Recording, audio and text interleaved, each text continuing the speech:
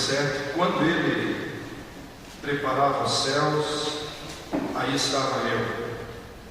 Quando traçava o horizonte sobre a face do abismo, quando firmava as nuvens de cima, quando estabelecia as fontes do abismo, quando fixava ao mar o seu termo, para que as águas não transpassassem os seus limites, quando compunha os fundamentos da terra, então eu estava com ele e era o seu arquiteto. Dia após dia eram as suas delícias, folgando perante ele em todo o tempo. Vamos orar, pedir a graça do Senhor, na continuidade do nosso estudo, em relação aos fundamentos da fé. Senhor, te louvamos e bendizemos o teu nome. Nos alegramos em ti, Senhor. Tu és o Deus Todo-Poderoso, El Shaddai, o Senhor dos Senhores, aquele que está presente, o onipresente, onipotente, onisciente, Deus infinito, Deus de amor, Pai das luzes, o Senhor das misericórdias, aquele que é fiel e verdadeiro. A ti, Senhor, honra e glória. Desejamos, Senhor, conhecer-te cada vez mais, ainda que às vezes não compreendemos nas nossas mentes limitadas, mas cremos, Senhor, e pela fé podemos entender que o universo foi formado pela tua palavra, Senhor, de maneira que visível veio existir as coisas que não se veem, mas que em ti estão. Tu és a verdade, a realidade de nossas vidas e queremos viver e andar em verdade, em realidade da tua presença. Obrigado, Senhor. Então, irmãos queridos, nós estamos nesse propósito de estarmos ao longo dessas quartas-feiras estamos estudando sobre os alicerces da nossa fé, os fundamentos da nossa confissão, sobre essas verdades essenciais que fazem parte da verdade que é Cristo Jesus, o nosso Senhor. Não um conhecimento, o objetivo de ter um conhecimento intelectual, mas sim um conhecimento do Senhor. Porque essa verdade não é apenas um conhecimento intelectual, mas trata-se da verdade que está em Cristo Jesus, como diz a palavra do Senhor. Nós vimos o texto inicial, já no primeiro encontro, aquele texto ali de Timóteo, onde que diz que a igreja ela é a casa de Deus, ela é a igreja do Deus vivo, que é coluna e baluarte da verdade. Então a coluna fala de sustentação, de testemunho, e baluarte fala de proclamação e de depósito. Então a igreja ela é aquela que testemunha a verdade, que contém a verdade, o depósito da verdade, aquela que proclama esta realidade e que tem nela própria essa verdade. Nós somos filhos da verdade, filhos do Senhor, filhos da luz e também guardiões dessa verdade. Então temos que conhecer bem a verdade, primeiro para conhecer o nosso Senhor e depois também para responder. Pedro diz na primeira carta, diz ali: santificai a Cristo como Senhor dos vossos corações, para que possais responder a cada um que vos pedir da razão da esperança que há em vós. Então qualquer um que nos perguntar da esperança que nós depositamos no nosso Senhor, nós temos que saber responder. Paulo então escreve a Timóteo que ele deveria ser um obreiro, que não tinha do que se envergonhar e que manejasse bem a palavra da verdade. E E essa exortação é extensiva a todos nós. Manejar bem, né? Essa palavra manejar é como aquele que corta bem em partes certas, né? Como aquele bom açougueiro, né? Que sabe cortar ali o boi nas partes certas, sabe tirar ali a picanha, sabe tirar ali a racata, sabe tirar as partes certas, né? Então manejar e saber cortar bem a palavra para poder, na hora que você precisa ali de uma picanha, a hora que precisa lá do pescoço, né? Mas assim também poder então usar a palavra da maneira correta, né? Nós sabemos que a verdade é Cristo Jesus. João diz que o Verbo se fez carne e habitou entre nós, cheio de glória e de verdade.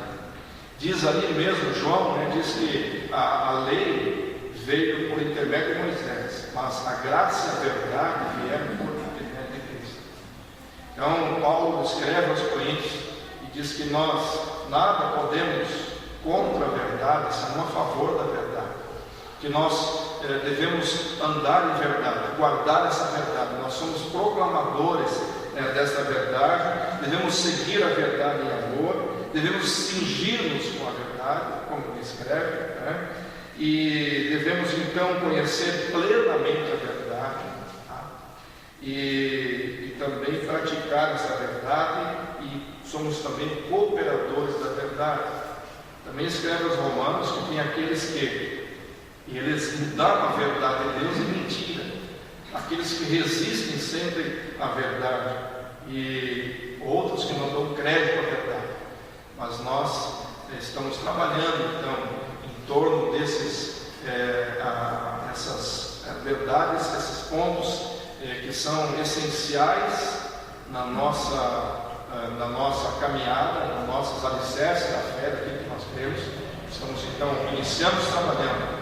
Estamos agora trabalhando nesse primeiro fundamento, que é Deus, a sua existência, os seus atributos, a sua natureza e a Trindade. Vamos estar trabalhando hoje, eu vou estar no próximo encontro ainda concluindo essa parte da Trindade, ainda mais específico da parte do Deus Trino, no próximo encontro nosso. Hoje ainda quero continuar a trabalhar em relação a Deus com a natureza. Nós vimos, né, no ano passado, que a Bíblia ela não está preocupada em apresentar provas formais da existência de Deus. Ela declara como um fato consumado que Deus é. Quando Moisés então se encontra com o Senhor na sarça, ali no deserto, ele pergunta: qual é o teu nome? E para que eu possa falar? O Senhor disse: eu sou o que sou. Então aquele que é o nome do Senhor. E logo na sequência disso ali, Deus então fala a expressão traduzida para nós como Senhor, que é o nome de Deus, aquele tetragrama, quatro consoantes, impronunciável, né? Que depois foi anexado algumas consoantes para poder pronunciar, que é o nome Jeová, Javé, traduzido como Senhor. Ele fala ali para Moisés, ele diz: olha, por esse nome eu não fui conhecido, eu fui conhecido como Deus Todo-Poderoso, El Shaddai, mas como Yahvé, não. Mas agora, a partir desse momento, então Deus começa um relacionamento mais pessoal ali com o seu povo, ao separar então o seu povo, primeiro com Abraão, depois ali com o povo que estava no Egito. E nós vimos sobre a natureza de Deus alguns aspectos, estamos vendo em relação aos atributos, a natureza de Deus, aquilo que Deus é em si mesmo, e vimos alguns nomes de Deus, que na Bíblia esses nomes revelam a natureza, né, o caráter do Senhor, nomes compostos. Claro que não vimos todos os nomes, tem vários, vimos alguns, né? Nós vimos o El Shaddai, né? Nós vimos, por exemplo, o Elohim, primeiramente, El Shaddai, Eolam. El Shaddai, Deus Todo-Poderoso, Elyon, Deus Altíssimo. Por exemplo, o nome, só para citar também o nome que nós passamos, né? São vários nomes compostos, mas um deles, por exemplo, El Roi, significa o Deus que vê. Essa expressão ela aparece a primeira vez, El Roi, quando Agar, ela é então expulsa por Sara, ela tinha concebido e começou então a desprezar sua senhora. Sara então é expulsa para o deserto, ela está ali sozinha para morrer no deserto.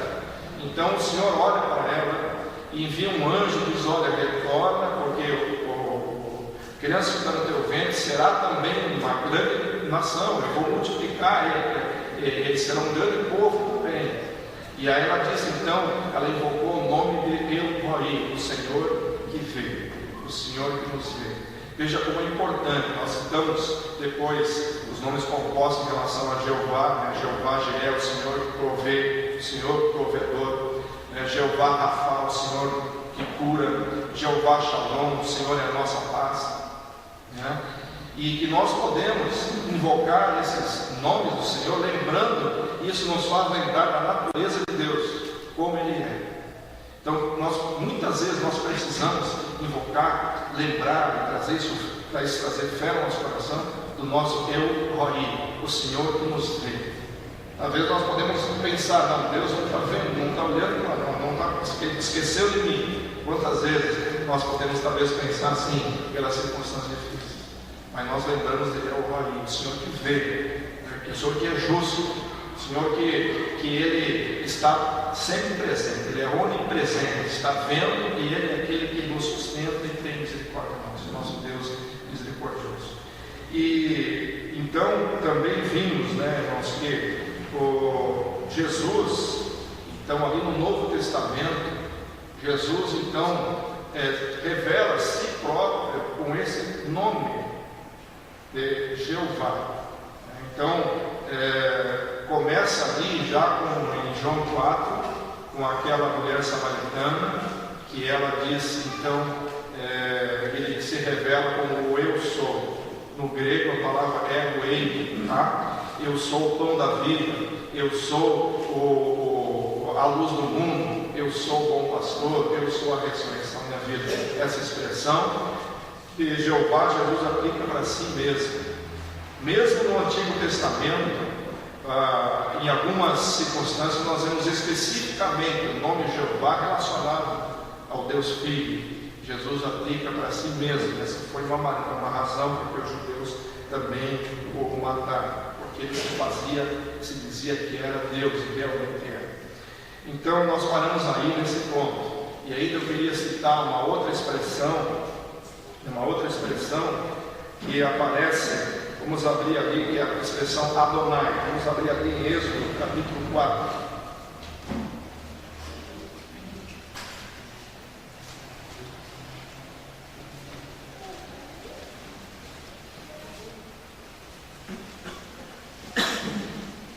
É muito interessante esses versículos ali do 10 até o 13, onde aparecem duas expressões: Jeová, Jeová, Javé e Adonai.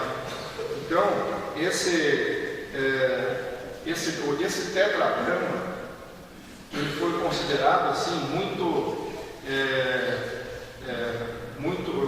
por os judeus algo muito sagrado.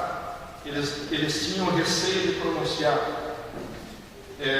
Os copistas, os escribas, eles tinham normalmente duas penas para escrever. Quando escreviam o nome do Senhor, eles mudavam de pena.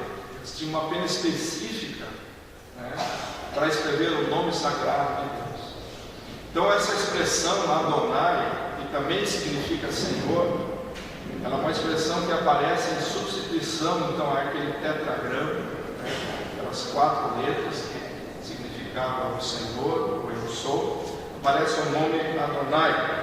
Adonai, que também significa Senhor, mas mais evocando um relacionamento entre Senhor e servo, tá? Entre Senhor e servo, ou entre mestre e discípulo. Veja que a Jesus foi aplicado muitas vezes essa expressão, mestre, né? Mestre. Então a expressão Adonai. E veja aqui então, quer dizer, ela evocava então uma ideia de governo que tinha um senhor ou um mestre e tinham servos ou discípulos que o seguiam. Veja aqui então Êxodo 4, verso 10, Diz assim: então disse Moisés ao Senhor: ah, Senhor, eu nunca fui eloquente, nem outrora, nem depois que falaste a teu servo, pois sou pesado de boca e pesado de língua. Respondeu-lhe o Senhor.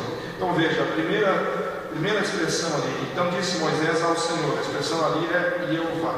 Disse Moisés a Jeová. Aí ele diz: ah, Adonai, eu nunca fui eloquente, nem outrora, Verso 11: respondeu-lhes Jeová, e Yahvé: quem fez a boca do homem, ou quem faz o mudo, ou o surdo, ou o que vê, ou o cego, não sou eu o Senhor? Vai, pois agora eu serei com a tua boca e te ensinarei o que has de falar. Moisés, porém, respondeu: ah, Adonai, envia aquele que has de enviar, menos a mim. Foi interessante ver, né, traduzido para nós, as duas expressões são a mesma: Senhor, Senhor. Mas uma vez é usado Jeová e outra vez, quando ele se dirige, ele chama Adonai. Adonai. Então essa expressão também ela é usada em relação ao nome de Deus e fala da natureza, dos atributos do Senhor. O Adonai relacionado ao Senhor absoluto, ao Mestre, aquele a qual nós devemos seguir como discípulo. O Senhor Jesus é nosso Mestre, Rabi, né? Quer dizer mestre. Então, isso em relação à natureza de Deus. Queria seguir um pouquinho ainda dessa questão dos atributos de Deus, que nós vemos na palavra, na Bíblia, atributos ou qualidades que nós podemos atribuir a Deus. Se é que dá para usar essa expressão, né, irmãos? Porque atributo é algo atribuído, mas na verdade não é que se usa essa expressão, talvez por outra melhor. Mas, na verdade, é aquilo que Deus é em sua essência, em si mesmo. Talvez a palavra melhor poderia ser as perfeições de Deus, né, inerentes ao Senhor. Mas é chamado de atributos. Então, vamos entender, não é algo que é atribuído, por exemplo, quando uma pessoa ela é bondosa, então é uma das qualidades do caráter dela. Mas se nós somos bondosos, porque nós recebemos isso do Senhor, pela graça de Deus. Mas essas qualidades inerentes ao Senhor é parte dele próprio, ou seja, como Deus é em sua essência. Tá? Então, o que Deus é em relação a si próprio, o que Deus é, ou como Deus é também em relação aos seres por ele criado, em relação ao próprio universo. Tá? Então, alguns atributos primeiros, eles são chamados atributos que são relacionados à natureza íntima de Deus, ou seja, aquilo que Deus é em si próprio, mesmo antes da criação, antes de formar todas as coisas, quando só havia a Trindade, quando só havia o Pai, o Filho e o Espírito Santo. Irmãos, o nosso Deus é um Deus pessoal, nós sabemos, na verdade é um ser tripessoal, né? O Pai, o Filho e o Espírito Santo. Mas muitas vezes, pela grandeza e finitude do Senhor, nós não conseguimos entender, às vezes todo, né? Nem compreender certas coisas. Mas nós somos chamados não para entender, por exemplo, a Trindade, somos chamados para conhecer o Senhor. Esse é o nosso objetivo, né? Meditarmos na palavra para conhecer o nosso Deus e receber pela fé aquilo que a palavra nos diz. E não cair, existem muitas crenças erradas sobre Deus. Por exemplo, existe o agnosticismo, a palavra agnos, saber, agnosticismo é não saber. Então tem uma crença que diz assim que a mente humana ela é tão limitada e Deus é tão limitado, tão infinito, que a mente humana não consegue realmente conhecer a Deus. Então não tem como conhecer. Deus transcende muito a nossa capacidade de compreensão. Em parte está certo, mas a palavra, pela palavra e através das coisas criadas, na criação há muitas evidências, né, da existência de Deus e também do relacionamento que Deus quer ter conosco. Deus se revela a nós. especialmente através do seu Filho Jesus Cristo. Existe uma outra crença errada que é chamada de deísmo, que ela diz assim que realmente Deus é um ser pessoal, tá? É um ser pessoal. Só que Deus criou todas as coisas e depois ficou lá no céu e deixou o mundo se virar e desenvolvendo, né, como melhor se adaptar. Capacitou o homem para governar, e então que Deus não estaria presente no dia a dia nosso. Também é uma crença errada. Embora Deus seja infinito, nós sabemos que Ele está presente. Nós vimos que na história Deus está presente, né? Muitas evidências da ação de Deus na natureza humana, na história e nas crenças humanas. Então, vamos abrir ali em João. João usa 3 expressões. Primeiro no Evangelho de João, depois na carta, em relação à natureza de Deus, aquilo que Deus é em si mesmo, né? E também, então, vai nos levar a compreender melhor o Senhor, para nos relacionarmos com Ele em espírito e em verdade, como nós vemos aqui. Vamos abrir então João 4.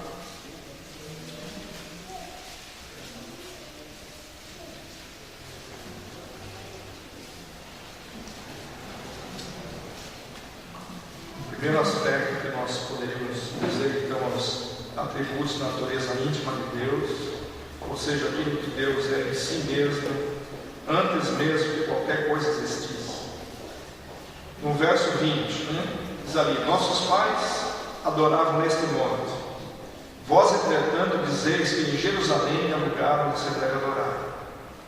Disse-lhe Jesus: mulher, podes crer que a hora vem quando nem nesse monte, nem em Jerusalém adorareis o Pai. Vós adorais o que não conheceis, nós adoramos o que conhecemos, porque a salvação vem dos judeus. Mas vem a hora e já chegou, quando os verdadeiros adoradores adorarão o Pai em espírito e em verdade, porque são esses que o Pai procura para os seus adoradores. Deus é Espírito, e importa que os seus adoradores o adorem em espírito e em verdade. Eu sei, respondeu a mulher, que há de vir o Messias, chamado Cristo. Quando ele vier, nos anunciará todas as coisas. Disse-lhe Jesus: eu sou, eu que falo contigo, sou o Messias. Então aqui a primeira expressão aqui: Deus é Espírito. Deus é Espírito. Interessante que aqui nesse texto nós podemos então também ver já a trindade aqui implícita. Quando fala de Pai aqui, o Pai procura os verdadeiros adoradores. A palavra ali é Pater, no grego, que significa Pai mesmo, está se referindo a Deus Pai. Aqui quando diz Deus é Espírito, a palavra aí é Theos este pneuma, quer dizer, Deus, agora num aspecto mais amplo, referindo-se então ao Deus Trino.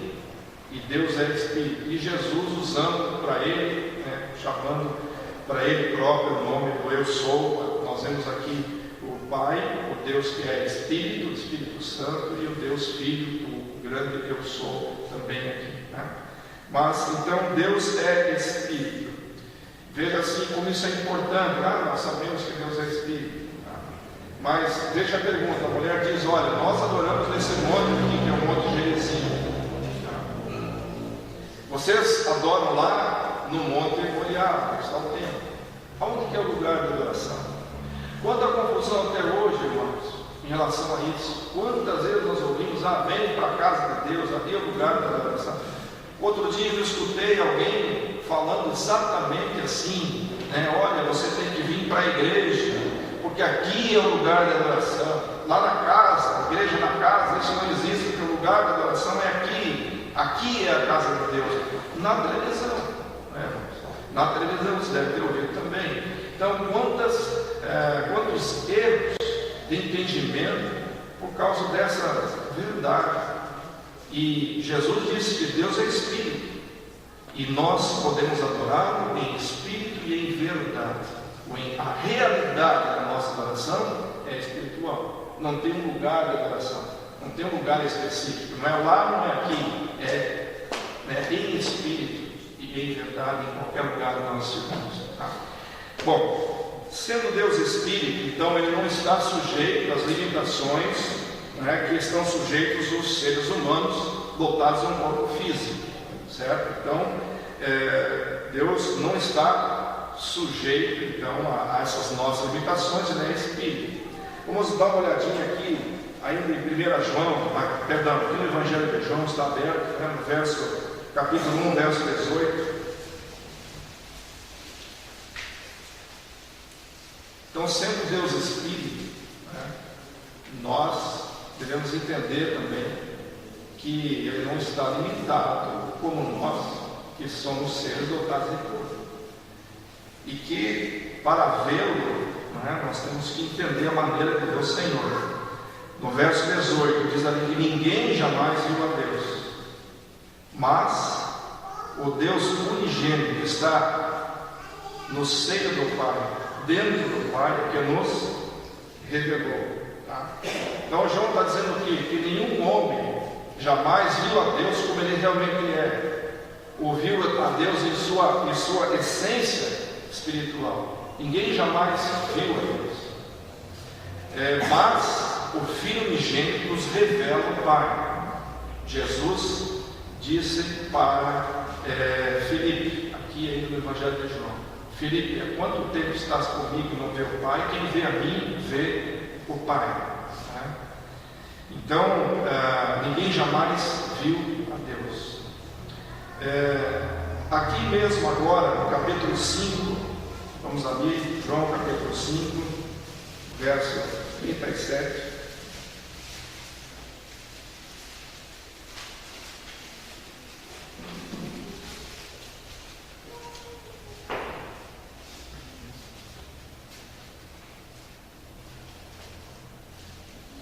Diz assim: o Pai que me enviou, esse mesmo é o que tem dado testemunho de mim. Jamais tendes ouvido a sua voz, e nem visto a sua forma. Então Jesus aqui fala da forma de Deus. Então, nosso Deus é espírito, mas não é um ser amorfo, um ser sem forma. Existe uma forma espiritual, né, que nós podemos procurar conhecer, para nos relacionar ainda melhor com nós temos. Tá? Então, Jesus fala da forma de Deus. Vamos ali para aquele texto de Filipenses 2, que nós conhecemos bem. Filipenses 2, por favor, vamos abrir no verso, capítulo 2, no verso 6, verso 5, né? Em diante.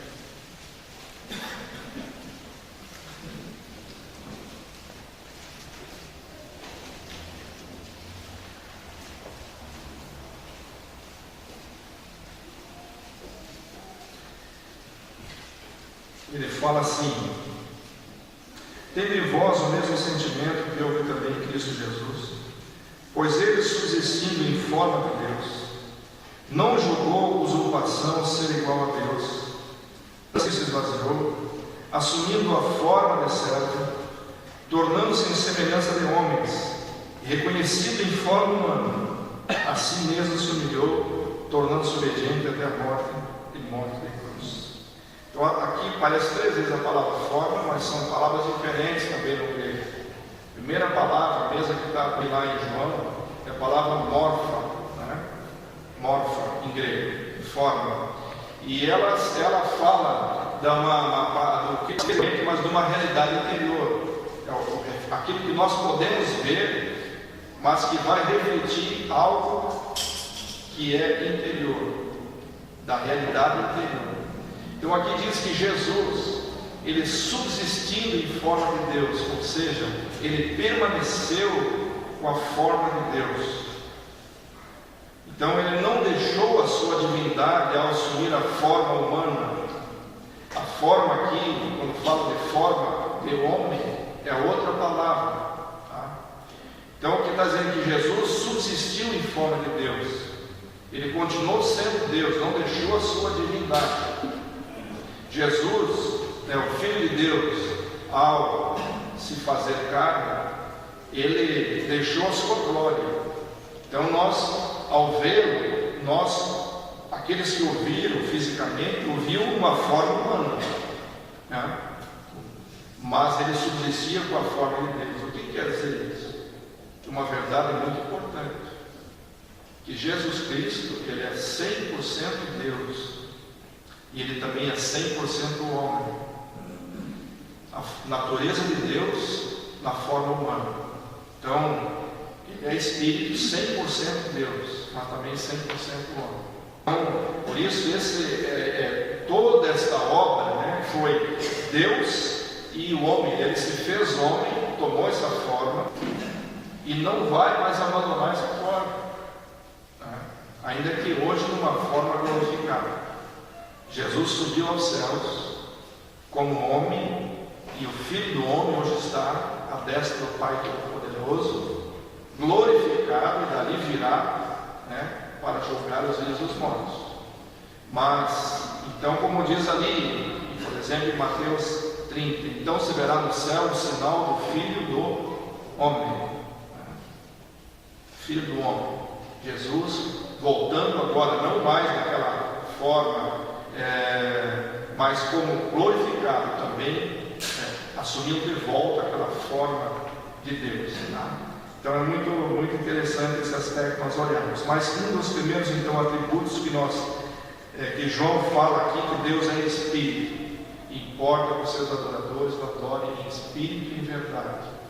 Mas Jesus é a expressão exata do Pai. Jesus é a imagem visível do Deus invisível.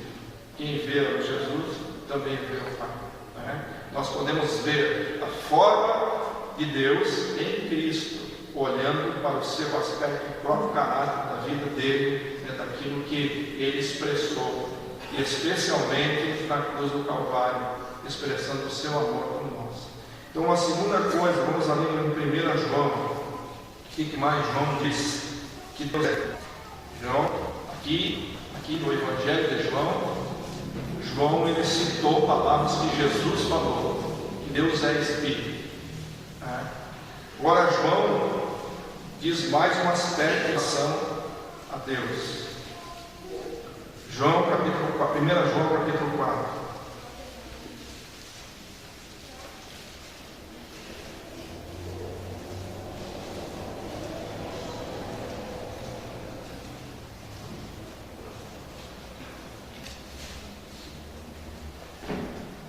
Verso 8 diz assim: aquele que não ama não conhece a Deus, pois Deus é amor.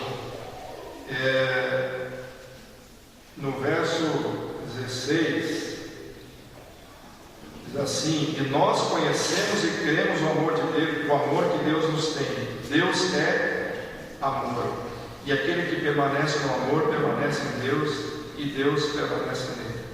Então, o segundo aspecto em relação 1 João capítulo 4, 1 João capítulo 4, eu li o verso 8 e o verso 16, onde João nos diz que Deus é amor, um outro atributo, não apenas que Deus ama, isso sim, no Evangelho de João, Deus amou o mundo de tal maneira, que Deus é filho, para que todo que dele pereça, mas tenha vida eterna. Romanos, Paulo diz que Deus provou o amor dele por nós, pelo fato de ter Cristo por nós, os nossos pecadores. Foi salvado, e foi manifestado e sabendo do Calvário. Cristo deu sua vida por nós, tomou sobre si todo o castigo que nos traz a paz. Mas que o fato de amor não significa apenas que Deus ama, mas o amor é a própria essência de Deus. Deus é amor. Deus é amor. Isso já é um atributo inato em Deus, já naquilo como Deus é em si mesmo antes de criar o homem, criar todas as coisas. Deus é amor. Então essa expressão também, ela está implícita aí, nessa expressão, que há uma pluralidade na pessoa de Deus, para que Deus possa ser amor. O amor verdadeiro, o amor ágape, o amor de Deus, é um amor que se expressa num relacionamento. Porque se eu amo a mim mesmo, tenho que amar também. Mas o amor verdadeiro, o amor de Deus, é aquele que compartilha com alguém. Então, se Deus é amor, mesmo antes de criar, é a essência de Deus, então isso também já é uma aplicação dessa verdade em relação à triunidade, tá? Que nós vamos estudar as passagens bíblicas que nos mostram em relação a Deus Trino no próximo encontro. Mas já nesse atributo nós vemos ali que a presença de uma pluralidade de Deus, que é um só, mas tem três pessoas ali, que o Pai ama o Filho ama o Pai e o Filho amam o Espírito Santo, se amam entre si. Deus é amor, a essência de Deus é o amor. E esse amor, Paulo diz ali em Romanos 5, que esse amor foi derramado nos nossos corações. Diz que o amor de Deus foi derramado no teu coração, pelo Espírito Santo que foi outorgado por Deus. Então Deus é amor, e esse amor está derramado dentro de nós. Por isso nós podemos andar nesse caminho sobremodo excelente, que é o caminho do amor, né? Como João diz aqui, que aquele que ama, né? Ele é aquele que ama Deus e ama seus irmãos, né? Ele é aperfeiçoado. E que aquele que não ama, então ele está, na verdade, não pode dizer que ama Deus sem amar o seu irmão. Então Deus é amor, e nós também devemos andar com Ele, andar nesse amor. Outra coisa que João fala aqui em relação a Deus, na primeira carta, e no capítulo 1, vamos ali, passando um pouco rápido, porque tem vários aspectos que eu gostaria de hoje que nós passássemos por eles, para então no nosso próximo encontro nós concluirmos essa primeira etapa, sempre entendendo que quanto mais nós conhecemos o Senhor, mais próximo dele nós vamos estar.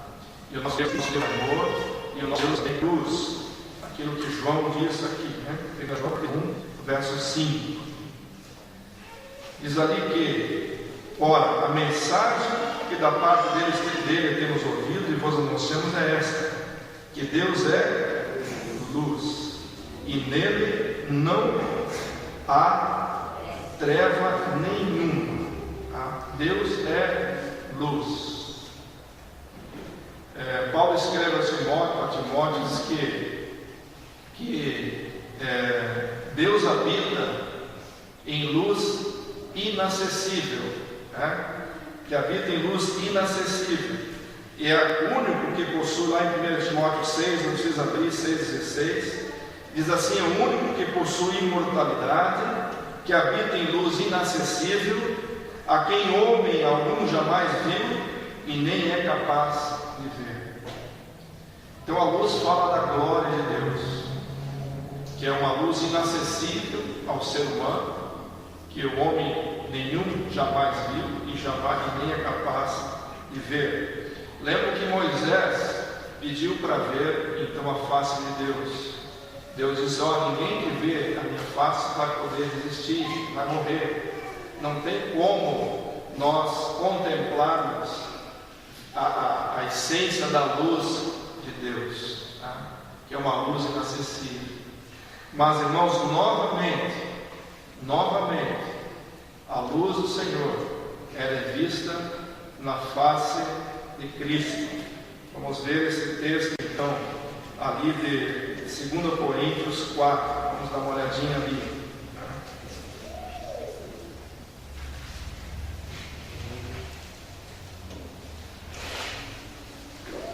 Os irmãos que estiveram ali no retiro dos jovens, o irmão Christian Shen compartilhou um pouco sobre esse aspecto da glória de Deus, da luz do Senhor.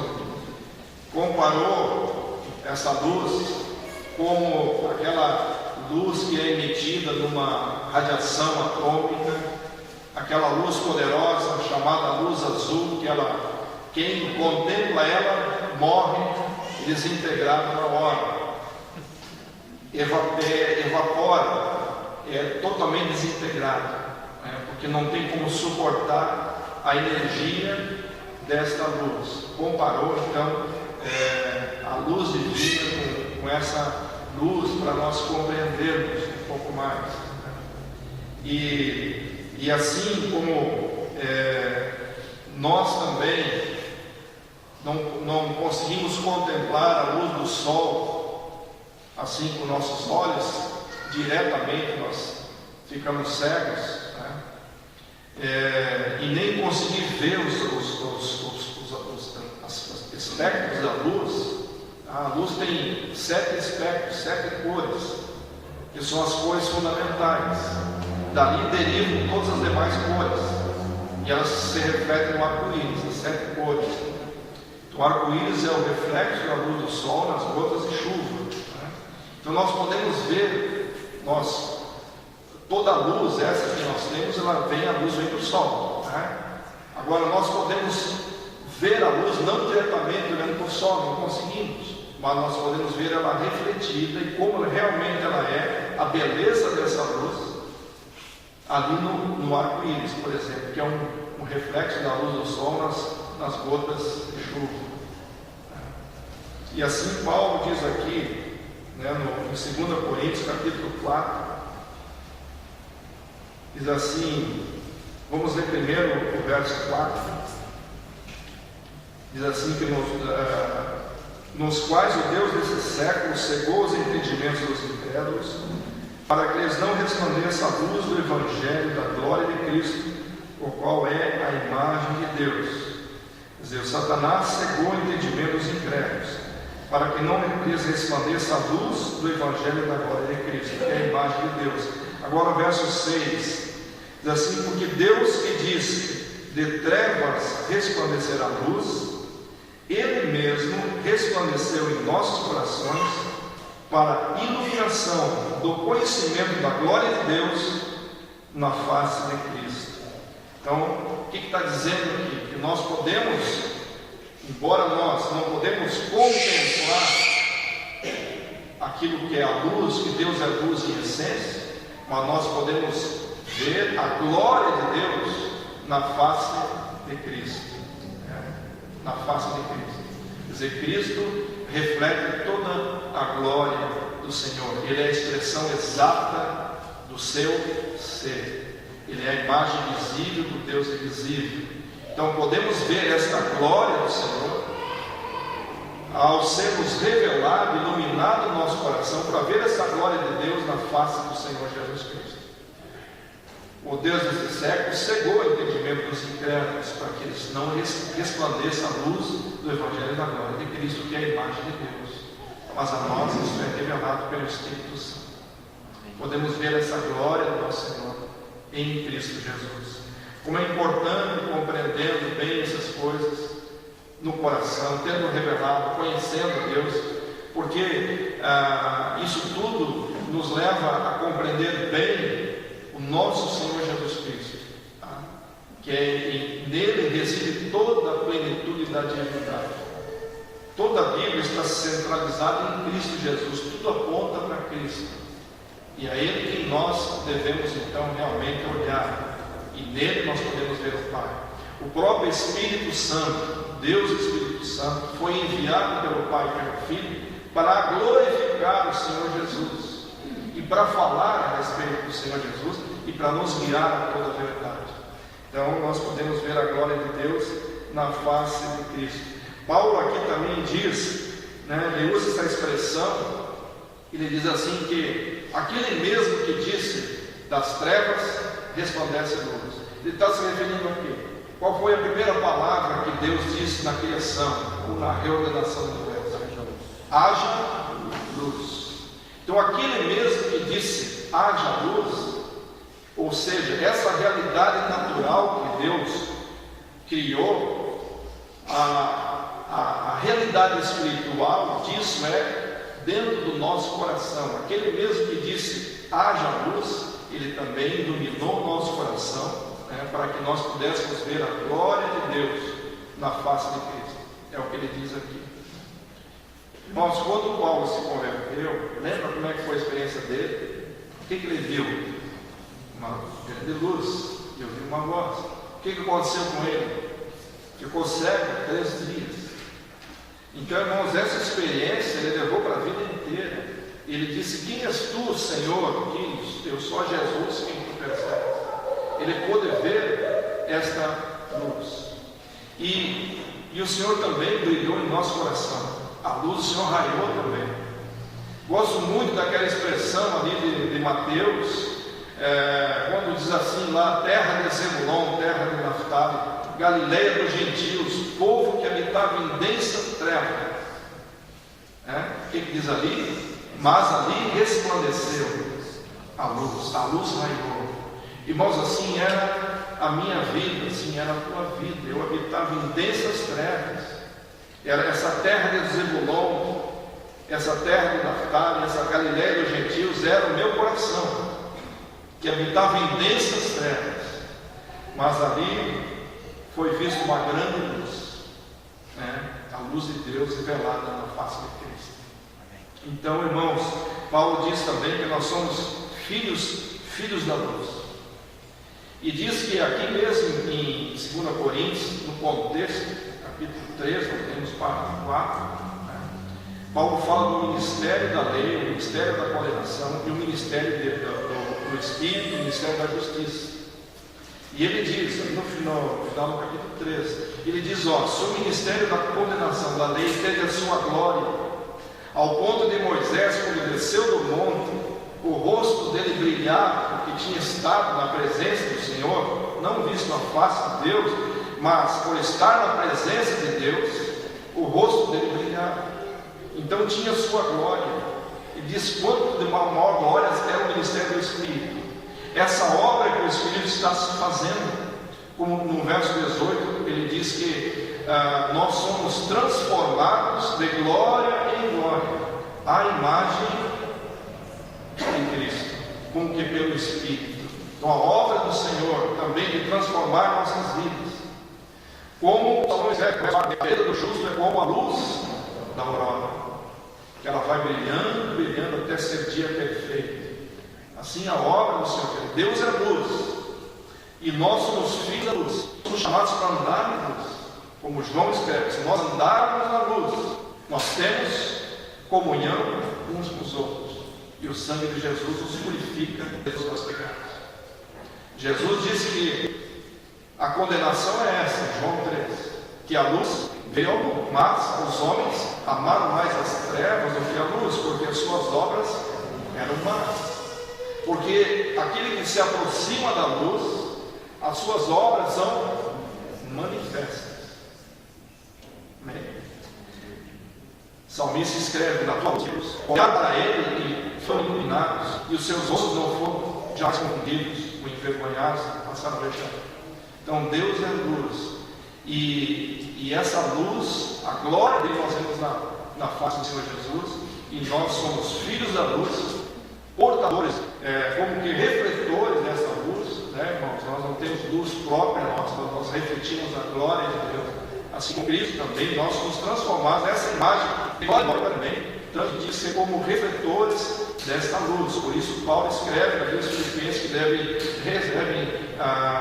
resplandecer como luzeiros no meio dessa geração corrupta. Então nós temos que ser esses luzeiros, porque o nosso Deus é a luz. Então esses 3 aspectos que João fala em relação a Deus: Deus é Espírito, Deus é amor, Deus é luz. Um outro digamos assim, atributo de Deus, ou as perfeições do Senhor, é a sua infinitude. Deus é infinito, tanto em relação ao espaço como em relação ao tempo. Nós sabemos disso, Quer dizer, Deus também não está sujeito então às limitações naturais e humanas, e Ele é infinito em relação ao espaço, ou seja, a natureza de Deus está presente em todo o espaço, e nenhum espaço foge da presença, ou da influência da natureza de Deus, da presença de Deus. Agora, existe uma crença errada em virtude desta virtude de Deus, que se chama o panteísmo, que diz assim que tudo é Deus, que as árvores são parte de Deus, que a pedra é parte de Deus, que os animais é parte de Deus, tudo é Deus, que a natureza é Deus. Nós sabemos que o Senhor está presente em todos os lugares, mas a natureza não é Deus. E aí vão derivando, né? A natureza, a mãe natureza, tá? E tem muitas tribos que já, indígenas, que, por exemplo, os incas, né? Se tu vai, nós tivemos aí há pouco tempo, e lá é adorado, por exemplo, a Pachamama, né? Que é a mãe natureza. Então se encontra Mãe Terra, né? Mãe Terra. Então se encontra aqueles altares lá nas altitudes dos Andes, muitos altares, os incas passam por aí, os descendentes, adorando o Pachamama, né? Panteísmo. Agora, então, mas deixando essa crença errada, é importante a gente também saber um pouco disso, mas o nosso Deus é infinito, ou seja, Ele está, então, nada no espaço escapa da influência dele. E a Bíblia fala, claro, que existe um lugar especial onde está a presença de Deus, que é o céu dos céus, né? Pai nosso que estás nos céus. Então, ali é um lugar especial que é o céu. Paulo foi arrebatado até o terceiro céu e viu coisas inefáveis que não podia falar. Então a Bíblia fala de 3 céus, e o terceiro céu é o céu dos céus, onde está a presença do Senhor, mas a influência dele, ele está em todos os lugares, tá? Mas a habitação dele é no céu dos céus e também habita em nós, né? Através do Espírito Santo. Em relação à eternidade, Deus então ele é infinito, ele é eterno também.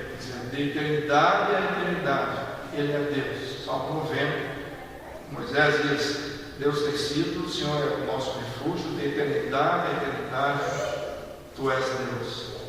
Ele é imutável.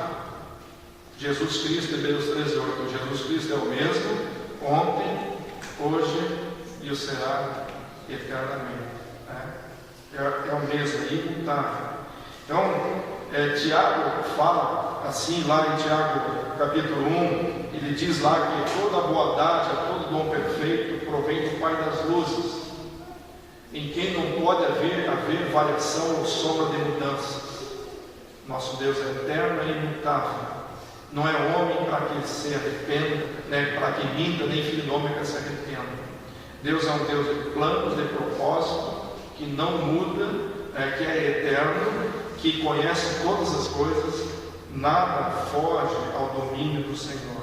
Ele é infinito e é único também. Um outro atributo de Deus é a unidade. Vamos abrir então, irmãos, ali em Êxodo, vamos abrir o livro de Deuteronômio, capítulo 4.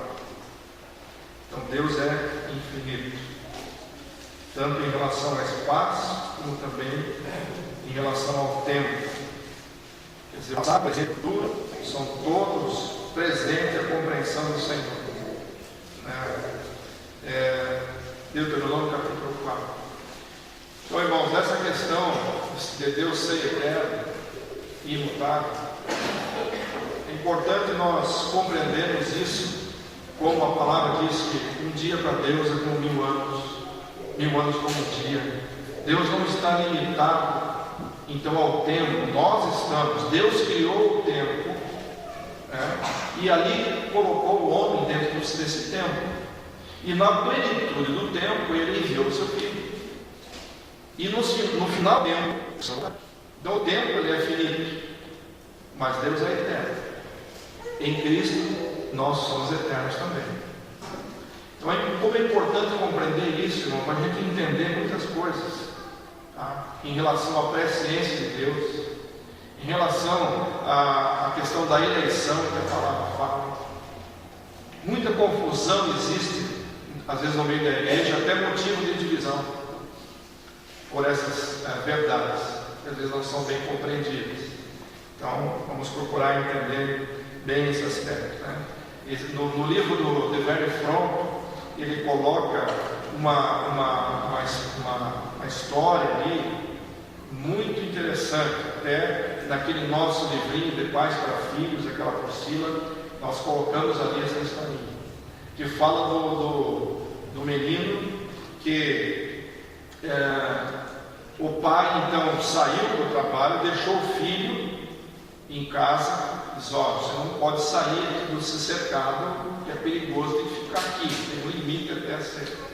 E o filho estava por ali, pequeno, e estava passando uma banda, né? A banda estava passando e ele, curioso, queria ver aquela banda. Então tinha um buraquinho ali na cerca, e ele ia lá e espiava para aquele buraquinho, e via mal e mal o que estava passando ali na frente, tá? Via o que estava passando, mas não conseguia nem ver bem aquilo, e estava ali frustrado. Aí o irmão mais velho dele estava sobre o telhado e disse: ó, sobe aqui para cá, vem aqui para cima. E aí ele tentou subir, não conseguiu. O irmão mais velho foi lá e puxou ele na mão, levou lá para cima do telhado. Aí o Luizinho falou assim: puxa, agora eu estou vendo toda a banda, estou vendo aquilo que já passou, estou vendo o que está passando, estou vendo ainda o que vai passar, né? Quer dizer, naquela posição, nos olhos de Deus, ele estava vendo o que já tinha passado, o que estava passando e aquilo que ia passar. Ele estava vendo, então, ali naquele contexto, estava vendo o passado, o presente e o futuro. Então tudo está acontecendo para Deus. Então assim nós podemos, talvez com essa ilustração, para mim essa ilustração foi muito joia, para poder compreender a presciência de Deus, a eleição, né? Porque, por exemplo, Paulo escreve ali em Romanos 8:29, diz assim: aos que de antemão conheceu, também os predestinou para serem conforme a imagem do seu Filho, né? A qual é o primogênito entre os irmãos. Então, aos que de antemão conheceu, quer dizer, o Senhor na sua presciência conhece. Agora, muitos aí dizem: bom, se Deus ele é onipotente, e se ele é onisciente, então ele sabe aqueles que vão se perder. Não sabe? Sabe ou não sabe? Ele sabe. Ele sabe todas as coisas. Mas então, como é que é isso? Se Deus sabe, então por que ele não muda? Então quer dizer que na nossa mente nós não conseguimos compreender isso, mente humana, tá? Então, porque Deus sabe na sua onisciência e nesse visão do todo que ele tem. Para nós, como somos limitados, nós conseguimos só como um Luizinho ali ver só aquele buraquinho, mal e mal ver o presente. Mas Deus vê o todo, né? Deus vê o todo. Ele é o Senhor Todo-Poderoso. Deus também, capítulo 4 aqui, Deuteronômio,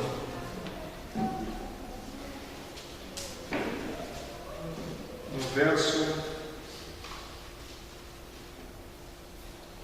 35,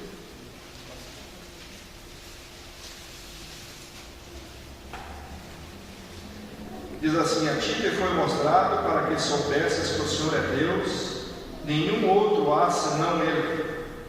Verso 39: por isso hoje saberás e refletirás no teu coração que só o Senhor é Deus, em cima no céu e embaixo na terra, nenhum outro há. Capítulo 6, verso 4. Diz: ouve Israel, o Senhor nosso Deus é o único Senhor. Então isso fala da unidade ou da unicidade de Deus. Unicidade, a palavra unicidade significa a qualidade de ser único. Então ele é o único Deus, nosso Senhor. Não há outro além dele. E esse era um fundamento muito forte, na qual todo o povo de Israel estava apoiado, firme, que há um só Deus, um só Senhor, não há outro Deus além de Jeová. Por isso, irmãos, também quando Jesus começa a aplicar para ele essa expressão eu sou, né? Por exemplo, ali em João 8 ele começa a dizer, olha, ele diz assim, aquele que não crê que eu sou não tem a vida. Ele diz, olha, quando eu for levantado, atrairei todos a mim e saberei que eu sou. Ele não diz eu sou o Salvador, ele não diz eu sou o Redentor, vão saber que eu sou o Filho de Deus. Não, ele usa apenas a expressão eu sou. Sabereis que eu sou. E no final do capítulo 8 ele diz, olha, falando de Abraão, aí mexeu ali em todos com os judeus ali. Ele disse, olha, antes que Abraão existisse, eu sou. Aí no finalzinho, o verso 59 diz, então eles pegaram pedras para jogar nele. Pegaram pedras para jogar nele. Porque eles sabiam muito claro aquilo que Jesus estava dizendo, a que ele estava se referindo, dizendo que ele era Deus. Ora, mas se há só um único Deus, esse é um fundamento de todo o Antigo Testamento, onde ele viveu no mundo politeísta.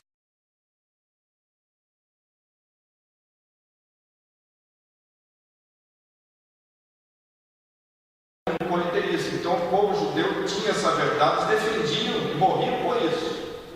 Agora Jesus, então agora como é que Jeová está se fazendo igual a Jeová? Então, irmãos, assim como eles tinham claro aquilo que Jesus estava dizendo, nós temos que ter claro também. Jesus falou exatamente isso, eu sou Deus. Isso tem que ter muito claro para nós, porque existe, por exemplo, nessa questão até da unicidade de Deus, existe muito a doutrina ali do unitarismo, por exemplo. Existem vários que se chamam evangélicos, considerados talvez evangélicos, mas são unitarianos, que creem apenas assim, eles focam somente que Jesus é a encarnação do Pai. Ele está em cima de verdades, por exemplo, essa é uma verdade, Deus é um só. Segundo, Jesus é Deus, certo? Bom, se Jesus é Deus e Deus é um só, então Jesus é o único Deus. É apenas uma manifestação agora diferente. Ele é o Pai encarnado, não é o Filho encarnado. Agora veja que quanta confusão.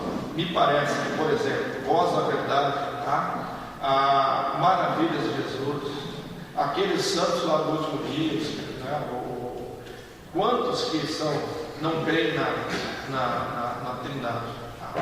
Então Deus é um único Deus, mas nós sabemos que ele é um ser pessoal e tripessoal, quando tem uma questão da Trindade. Um outro aspecto, então, que nós já citamos aqui, vamos abrir ali no Salmo 139, que nos fala um pouco ali em relação da onipresença de Deus e a onisciência. Nosso Deus também é um Deus onipresente, onisciente e onipotente. A palavra oni significa único e total. Então, Deus é o único totalmente presente. Ele é o único totalmente ciente. Ele é o único totalmente potente. O único, o onipresente, o onisciente e o onipotente. Satanás não é onipresente. Embora ele tenha uma teia muito grande, distribuída entre seus demônios para, dizer assim, percorrer a terra e tentar manter o seu domínio sobre o mundo, mas ele não é onipresente. Isso é uma característica exclusiva do nosso Deus, a onipresença. Vamos ver aqui um pouco do Salmo 139. Senhor, tu me sondas e me conheces, sabes quando me assento e quando me levanto. De longe penetras o meu pensamento, esquadrinhas o meu andar e o meu deitar, e conheces todos os meus caminhos. Ainda a palavra nem me chegou à língua, e tu, Senhor, já a conheces toda. Tu me cercas por trás e por diante, e sobre mim pões a tua mão. Tal conhecimento é maravilhoso demais para mim, sobremodo elevado, não posso atingir. Então até aqui nós vemos que a onisciência de Deus é Ele que sabe. O Senhor sabe desde as pequenas coisas, quando nós nos assentamos, quando nós nos levantamos, Deus sabe que horas que nós levantamos, que hora que nós dormimos, né? Sabe todas as coisas. Nós não sabemos. Outro dia eu fiz aquele teste do sono, eu citei outro dia, depois falei com o médico e disse aí, demorou para dormir, eu sempre demoro uma meia hora no mínimo para dormir, né? Leva um tempo, e aqui eu acho que até foi mais, porque ele olhou e disse, levou 3 minutos para você dormir, né? 3 minutos, né? Então foi medido todas essas coisas ali.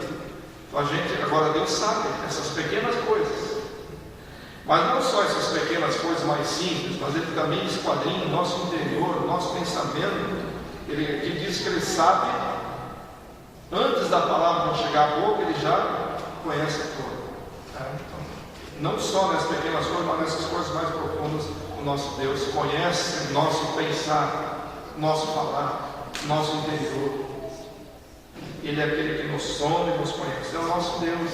Ele sabe como nós somos. Nós não precisamos esconder nada, Senhor, nem podemos esconder. Para onde vamos nos ausentar da face do Senhor? Né?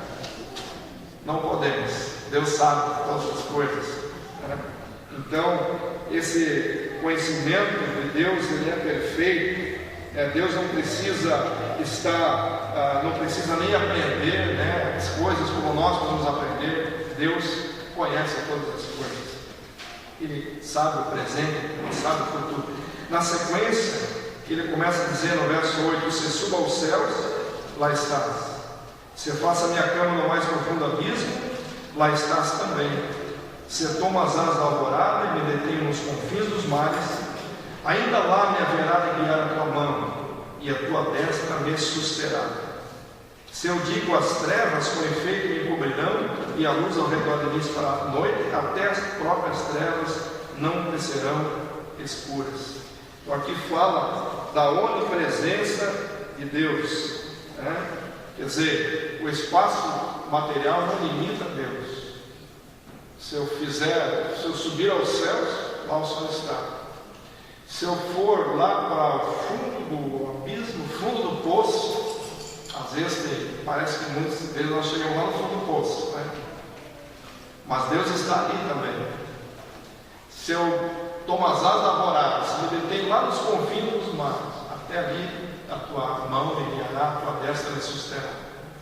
Então Deus está presente em todos os lugares. Então disse um que não cria, né, e para zombar com o cristão, um chinês falou uma vez com o cristão, disse assim: bom, então se Deus está em todos os lugares, está, então Ele está também no inferno, certo? Então Deus está no inferno. Aí o irmão falou: olha, a presença de Deus não está no inferno, mas a ira de Deus está lá, né? A ira de Deus está presente. Então ali também tem a presença do Senhor, que ali está a ira do Senhor. Então a influência, nada escapa à influência do Senhor, ao poder de Deus, a presença do Senhor. Ele é onipresente e também onipotente, aquele que sabe, pode todas as coisas. El Shaddai, Deus Todo-Poderoso, né? Ele pode fazer aquilo que Ele quer fazer, né? Ele tem poder para fazer as coisas como Ele deseja, em harmonia com a sua própria natureza. Deus pode fazer, nada é impossível. Jesus falou isso: nada é impossível a Deus. Aos homens é impossível, não é, mas a Deus tudo é possível. Tá? Mas Deus também não vai fazer coisas contrárias à sua natureza. Tá? Deus não vai, por exemplo, se Ele pode todas as coisas, então Ele vai fazer injustiça. Deus é justo, é justiça. Um dos aspectos da atributos de Deus é justiça. Então Ele pode todas as coisas, mas jamais Ele vai ser injusto. Nós muitas vezes somos, mas Deus não. Então Ele é o Todo-Poderoso e Ele tem também controle sobre todas as coisas. Tá? E aí, então, muitos dizem: bom, se Deus é o Todo-Poderoso, né? Se Ele é o Onipotente, então por que existe mal no mundo? Não sei se vocês já ouviram, eu já fui questionar. Bom, se Deus então é Todo-Poderoso, então por que existe mal no mundo? E Deus fez o homem e dotou o homem fez o homem à sua imagem e semelhança, com então poder também de escolher, a liberdade de não que era livre para fazer o que queria, era para obedecer, mas ele podia escolher o livre-arbítrio. Então o mal está presente, não porque Deus, mas porque Deus respeita aquilo que ele faz. Está presente por causa do próprio homem. Mas mesmo assim, Deus usa essas coisas para completar a sua vontade, todo o seu propósito. Tá? Então, o nosso Deus é todo-poderoso. E nosso Deus também, ele é soberano, como nós cantamos. Né? Ele tem o direito absoluto de governar as suas criaturas, tá? E tudo aquilo que ele criou. Daniel escreve que ele é aquele que remove reis, estabelece reis, dá sabedoria aos sábios, entendimento aos entendidos. Com ele está, todo o entendimento e a revelação. Então, Deus, ele é soberano, como nós cantamos, e ele tem a posse absoluta de todas as coisas. Ele tem o domínio sobre todas as coisas, tá?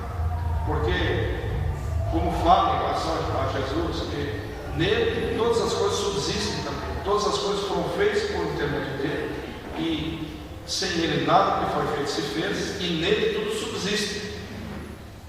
Então ele é soberano, ele é absoluto. Então nós podemos escolher, irmãos, por quem nós vamos querer ser governados, porque a soberania de Deus fala do governo de Deus. Você prefere ser governado pelo acaso, como o mundo fala, que a ordem, que a criação aconteceu por acaso, ser governado pelo acaso, pelo fatalismo cego, governado pela sorte, ou governado por um Deus que é soberano, mas é amor, é luz, é justo, é bondade, é misericórdia. Quem é melhor ser governado? Por quê? Qual é a nossa escolha? É muito melhor então ser governado por esse Deus que é soberano, amoroso, todo-poderoso. Deus também é sábio. Deus, nós vamos concluir aqui em 5 minutos. Vou ser rápido, concluir essa parte aqui. Deus também é santo. Em Isaías, vou só citar, vamos abrir aí Isaías, estamos aqui em Salmos, pertinho, Isaías capítulo 6. Deus é santo. Então, novamente, irmãos, a santidade não é apenas um atributo, mas é a essência de Deus. Deus é santo. E o que significa isso também? Que nenhum pecado pode coexistir com Deus. Assim como não pode coexistir trevas com a luz, também pecado não coexiste com a santidade de Deus. Deus é santo e não existe nele pecado nenhum. E o Filho de Deus que se fez carne, a Bíblia diz que dolo algum se achou em sua boca, que ele não cometeu pecado, mas Deus o fez pecado por nós, para que nele fôssemos feitos justiça de Deus. Então Deus é santo. E aqui, quando Isaías tem aquela visão, 6:1, no ano da morte do rei Uzias, eu vi o Senhor assentado sobre um alto e sublime trono, e as abas das suas vestes enchiam o templo. Serafins estavam por cima dele, cada um tinha 6 asas, como 2 cobriam o rosto, com 2 cobriam os seus pés, e com 2 voavam, e clamavam uns para os outros, dizendo: Santo, Santo, Santo é o Senhor dos exércitos. 3 vezes santo, santo, santo, santo. Isso fala também do Pai que é santo, o Filho que é santo, e o Espírito Santo que é santo. A Trindade, santo, santo, santo. Também é uma manifestação da Trindade. Veja o verso 8, quando diz: depois disso vi a voz do Senhor, a voz de Adonai, que dizia: a quem enviarei? Singular. E quem há de ir por nós? Plural. Disse eu: eis-me aqui, envia-me a mim. Então Deus pergunta: a quem enviarei? Quem envia é o Pai. Mas ele diz quem há dele por nós. Novamente aqui, nós vamos ver no próximo ponto, várias referências na Bíblia em relação à Trindade. Eu fico pensando assim, como que os escribas, os sacerdotes, os doutores da lei, como que eles se viam com essas passagens. Quando fala assim, está escrito claramente a questão do plural. Como é que Deus poderia falar no plural, se não houvesse uma pluralidade de Deus? Eu não sei como é que eles copiavam essas coisas. Como é que eles podiam copiar e continuar não crendo realmente nessa pluralidade pessoal em Deus? E por isso que não podiam aceitar também o Senhor Jesus. Há uma expressão, por exemplo, que lá no livro de Levítico, não precisa abrir, não dá tempo, que é um nome de Deus que chama Jeová Makadesh, que significa eu sou o Senhor que vos santifico. Então esse Deus que é santo, ele também nos santifica. Ele é o Jeová Makadesh, o Senhor que nos santifica. Então essa é a base, nós vamos estar vendo para frente, a base da doutrina da santificação. Nós somos santos em Cristo Jesus, somos santificados. Assim como somos justificados pela fé, também somos santificados pela fé, tornados santos. A palavra santo significa separado. Só Deus é santo em si mesmo, na sua essência. Mas aqueles que têm um relacionamento pessoal com o Senhor também são santos, ou são separados para o Senhor, são santificados. Então Ele é o Senhor santo, Deus santo, e também o Deus que nos santifica. Deus também é justo. Não dá tempo, aí também há uma expressão também no livro de Jeremias, que é a expressão Jeová Tsidkenu, que significa o Senhor é a nossa justiça. Então Deus é justo, também Deus é misericordioso. E a justiça de Deus e a misericórdia andam juntos.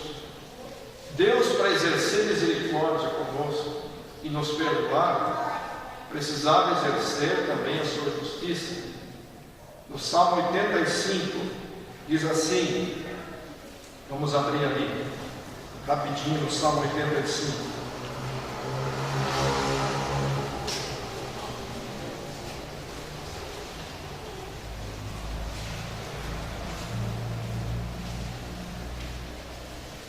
Verso 10.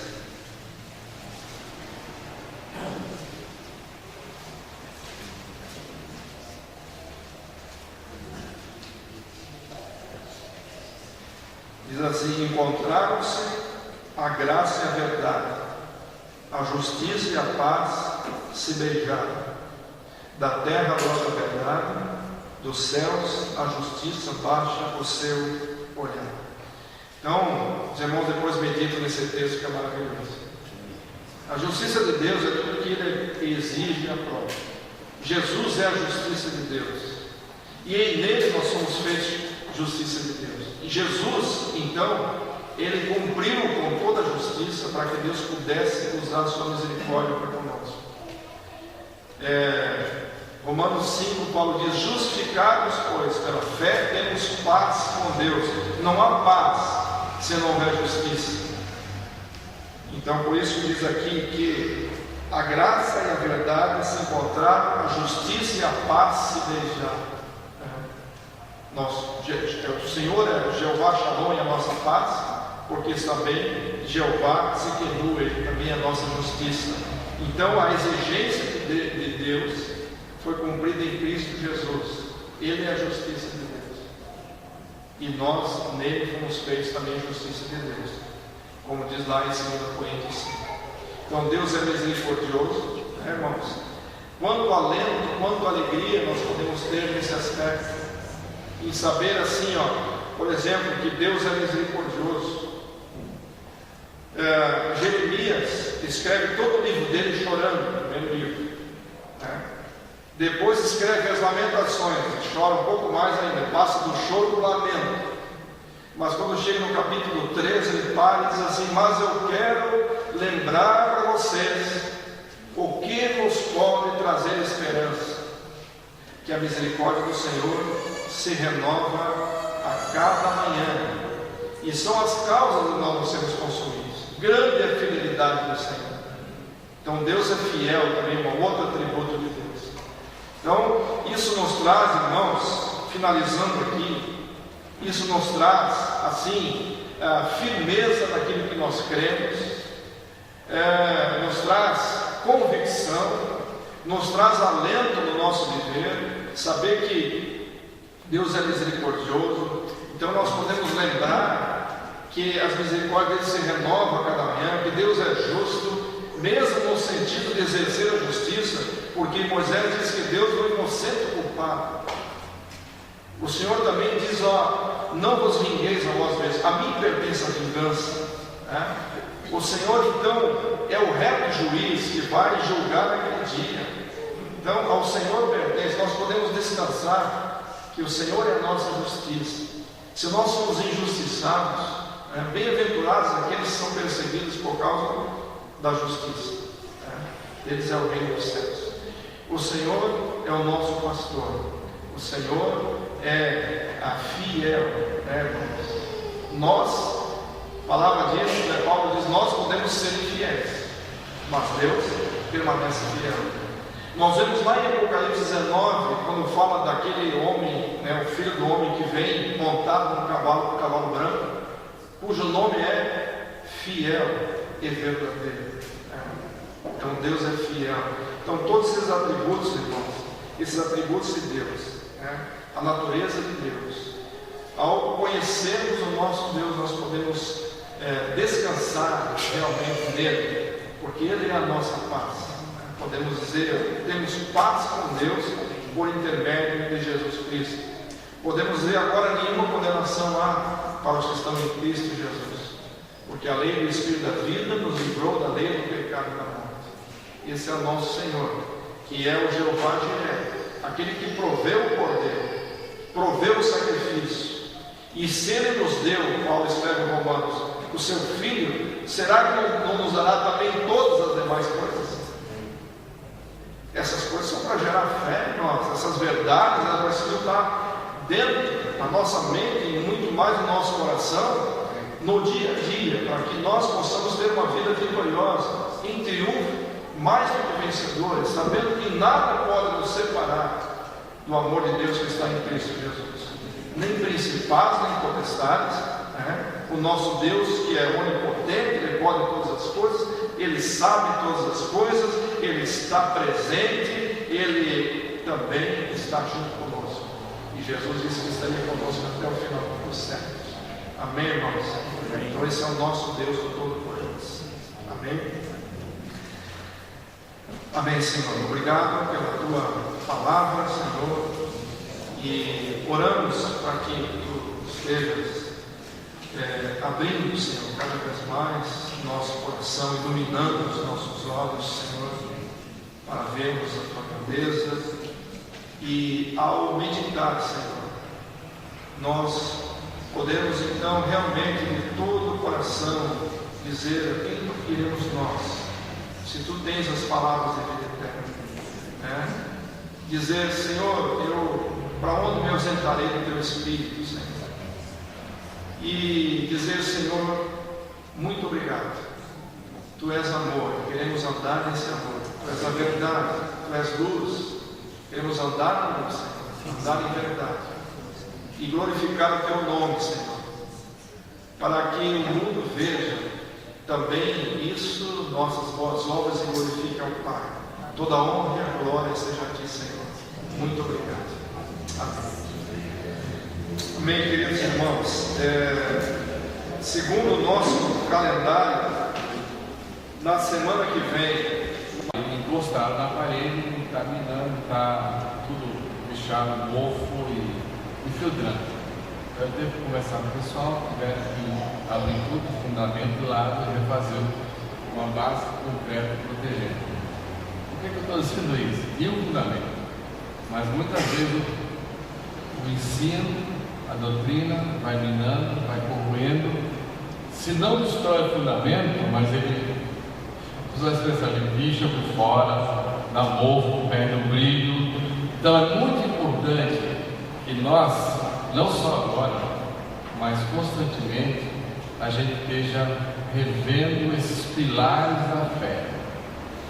Revendo não só para ampliar, porque é impossível você dizer, eu já sei tudo sobre justificação. Você pode saber finalmente, mas muitas vezes nós precisamos compreender melhor. Um outro aspecto que eu queria chamar a atenção é o seguinte: essas verdades, elas têm que ser recebidas por nós com um coração cheio de fé e alegria.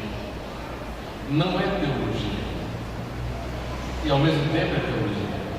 A teologia será se nós apenas estivermos aqui ou em casa ou lendo como se fosse curiosidade, adquirindo conhecimento. Ela deixa de ser teologia pura, teologia acadêmica, ensino puro, quando nós somos contaminados, impactados, entusiasmados com as verdades de Deus. Como eu posso ouvir falar de justificação pela fé? Pois é, nós somos justificados pela fé quando Cristo morreu. E isso para mim assim me deixa um cara completamente frio, assim, como se fosse uma teoria, um livro de escola. Nós temos que tocar essas verdades como se estivesse entrando em terreno santo e sermos completamente absorvidos, transformados, mexidos, contaminados por verdades tão gloriosas. A Trindade pode ser Deus, Pai, Deus, Filho e Espírito Santo, e pode não trazer nada para a minha realidade hoje. Hoje, abril, 2 ou 3 de abril de 2013, cada verdade de Deus, ela tem que ter um contexto contemporâneo hoje, isso tem a ver com a minha vida. Isso tem a ver com a minha vida sempre. Sempre eu vou ser transformado, mexido, mudado pela verdade da encarnação, a verdade da justificação, a verdade do Espírito Santo. Se nós não tivermos abertos para isso, nós vamos nos tornar religiosos, vamos tornar indiferentes. Isso nada tem a ver comigo, sim, porque eu sou um filho de Deus. Então, por isso estou querendo encorajar os irmãos para a gente se abrir para o novo de Deus em cima daquilo que é antigo e é novo para Deus. Estamos dispostos assim, a reaprender, a rever, a construir em cima, deixar que o Senhor construa, a sermos transformados pela verdade de Deus. Ninguém diga assim, eu já sei. Você é capaz de explicar com suas palavras a justificação pela fé, você é capaz de explicar a encarnação, você sabe o que é expiação, você sabe o que é glorificação e vários aspectos. Parece que as grandes verdades de Deus, para nós, elas ficam de lado e nós vamos dando ênfase a muitas coisas importantes, mas que não são os pilares da fé. Então, eu estou querendo dizer com isso assim, para que nós todos tenhamos um coração disponível para Deus, para se eu acrescenta, se eu tira a poeira, se eu tira o mofo, se necessário cava e enxerga no fundo, na base da nossa vida. Nós não podemos ouvir essas verdades sem entrarmos em sintonia com Deus e vibrarmos, como disse o Senhor, para onde nós iremos? Tens a verdade, a palavra de vida. Então, irmãos, eu temo que a gente eu encorajo, irmãos, para que a gente disponha o coração para ouvir de novo, crescer de novo, naquilo que é fundamental, que vai ser determinante para a nossa edificação. Amém, queridos? Talvez em algumas áreas da nossa vida a gente tenha que destruir e colocar de novo madeira, umas vigas de ferro e encher de cimento. Às vezes tem isso, né? Se uma casa aqui não tem viga, é possível colocar viga. Tem algum engenheiro aí? Pelo menos eu vi com o meu sogro. Não, você pode cortar 1 metro, né, calça, e não tem a viga e faz o buraco, não derruba a parede. Não precisa, faz o buraco, coloca de novo base de madeira, coloca ferro, enche. Quando você soltar, a parede não cai, está feita a base. É só uma sugestão, ilustração, que muitas vezes nós, em algumas áreas, precisamos rever o fundamento da nossa vida. que é determinante para a nossa caminhada. Com certeza, todas as heresias vão surgir e desvio na nossa vida é por falta de compreensão e defendemos as grandes verdades de Deus, os fundamentos dos apóstolos. Amém, amados? Pai querido, nós te bendizemos pela tua palavra que é viva e eficaz. Pedimos, rogamos, rogo pela minha vida, a vida dos meus irmãos, que tu desperte o nosso coração, Senhor, para sermos contaminados, enriquecidos, fortalecidos no nosso homem interior. Senhor, crie, Senhor, uma alegria sobrenatural das verdades que vão ser ministradas. Talvez muitas coisas a nossa mente não vai alcançar, Senhor, mas certamente tu podes semear no nosso espírito, Senhor, aquelas verdades tão importantes para nós crescermos e frutificarmos, Senhor. Que o Senhor possa nos dispensar da tua graça, Senhor, da tua misericórdia, da tua paz. Em nome de Jesus. Amém. Amém, amados.